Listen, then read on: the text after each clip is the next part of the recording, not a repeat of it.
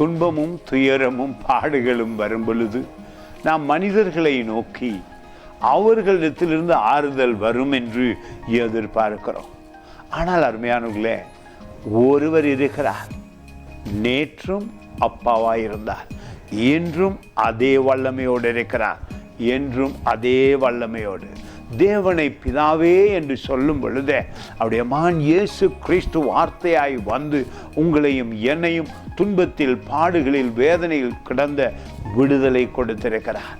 அந்த விடுதலையை சிலுவையிலே ஏற்படுத்தினார். எல்லா உபத்திரவங்களிலிருந்து, எல்லா பாடுகளிலிருந்து அற்புதமான விடுதலை அவருடைய நாமத்திலும் கல்வாரி பயணத்திலும் உண்டானது.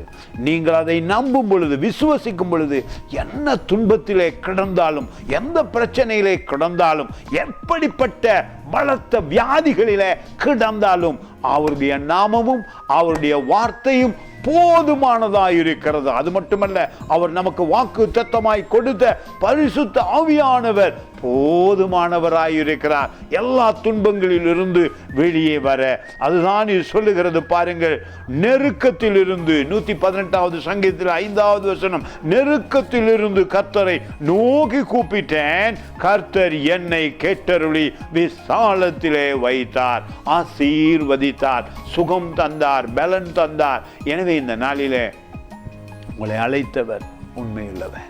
இயேசு கிறிஸ்து பூமியிலே தன்னை நம்புகிற யாவருக்கும் ஆசீர்வாதம் கொடுப்பது மட்டுமல்ல, வாழ்வளிக்கிறார்.